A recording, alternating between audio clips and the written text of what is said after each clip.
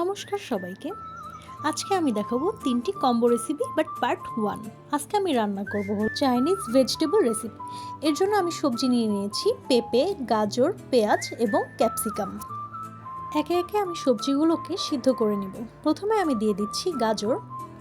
সবজি সিদ্ধ করার সময় আমি দিয়ে দিচ্ছি একটু লবণ, এতে সবজিটি তাড়াতাড়ি সিদ্ধ হবে।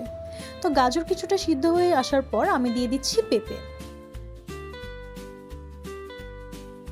গাজর ও পেঁপেটিকে ভালোভাবে সিদ্ধ করতে হবে।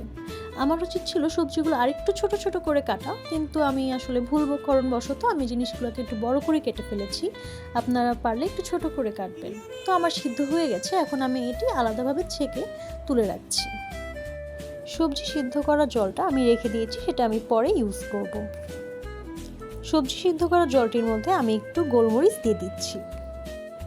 কড়াইতে তেল গরম করে আমি তার মধ্যে দিয়ে দিচ্ছি প্রথমে কুচি করে রাখা রসুন এবং তারপরে আদা ও রসুন একটু ভাজা হয়ে আসলে আমি এর মধ্যে দিয়ে দিচ্ছি একদম বোনলেস টুকরো করে রাখা চিকেনটি ঠিকমতো ভাজা হয়ে গেলে তারপর আমি দিয়ে দিচ্ছি ক্যাপসিকাম।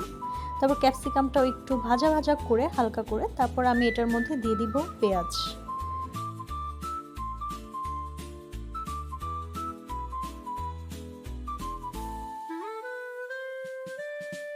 এরপর আমি দিয়ে দিচ্ছি কুচি করে রাখা মরিচ।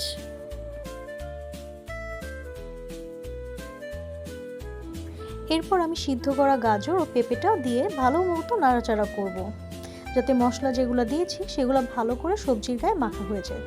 তারপর আমি অ্যাড করেছিলাম সয়া সস, লবণ ও টমেটো সস পরিমাণ মতো। এরপর আগে থেকে প্রিপেয়ার করে রাখা সেই সবজির সিদ্ধ জলটি আমি এর মধ্যে দিয়ে দিচ্ছি এবং দিয়ে দিচ্ছি কিছু কাঁচা লঙ্কা চিড়ে। তারপর সেটি ভালো করে নাড়াচাড়া করি। এরপর একদম নর্মাল জলে কর্নফ্লাওয়ার গুলে আমি সেটা এখন সবজির মধ্যে দিয়ে দিব। সবজিটি কষিয়ে কাশিয়ে রান্না করলে হয়ে গেল একদম সহজ পদ্ধতিতে চাইনিজ ভেজিটেবল। অনেকগুলো পার্ট আমি ক্লিপস নিতে পারিনি, রান্নার একা হাতে রান্না করলে অনেক ক্লিপস নেওয়া যায় না। তো আজকের ভিডিওটি এই পর্যন্তই। নমস্কার, ওম নমঃ শিবায়। দেখা হয়ে যাবে আমাদের নেক্সট ভিডিও পার্ট 2-তে।